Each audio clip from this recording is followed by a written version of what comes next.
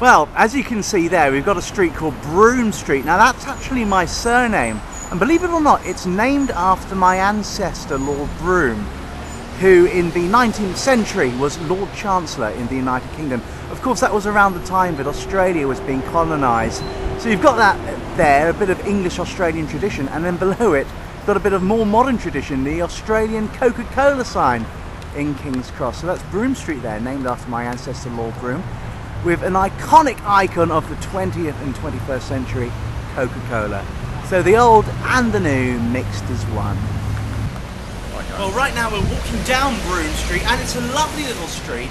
Apparently there are some views of the harbour as well. We've got some shops, and it's great to just get out of big Sydney drawl.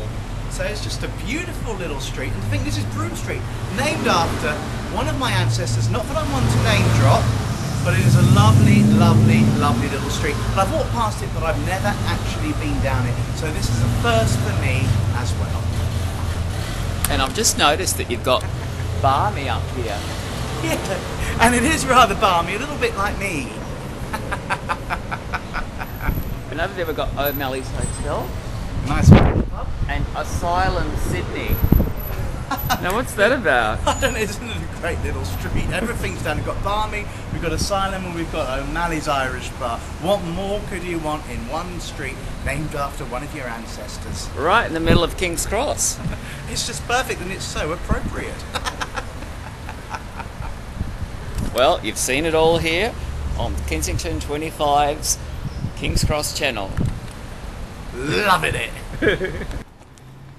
Fletcher, you were just telling me there's a history to this street, Broome Street. Yeah, well, we're in a part of Broome Street here. You can see there's an escarpment and a cliff here. That's not man-made. This is a natural cliff.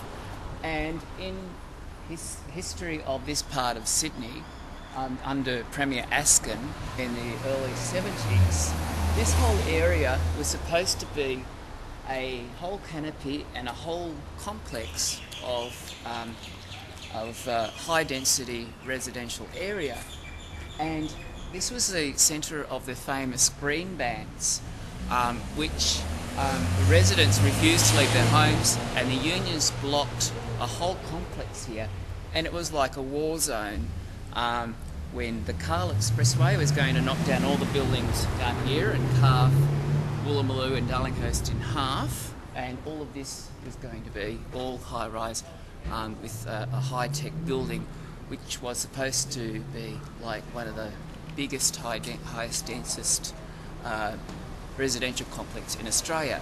And a woman called Juanita Nelson was one of the leaders of the residents group that linked up with the green bans and the unions that stopped this from going ahead. And this is all centred in Broome Street, which was named after your family, William. So this is very much a very important part of Sydney's history, where it was like a David and Goliath story, where the residents, in the end they won, but it was at the cost of the life of Juanita Nelson. We're still not sure where she's buried. Somebody says that she was buried under the tarmac of Sydney's airport. So she disappeared? She died, we think. She went missing, but no one's sure where her body is. It's somewhere in cement somewhere. It could be at the airport, it could be in King's Cross Station, it could be where I live. We're not sure where she was. But well, thanks very much for that. I appreciate that. That's all this street and all this area, all that history took place. Thanks, Fletcher. Great.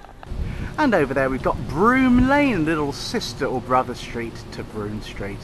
See, keeping it in the family.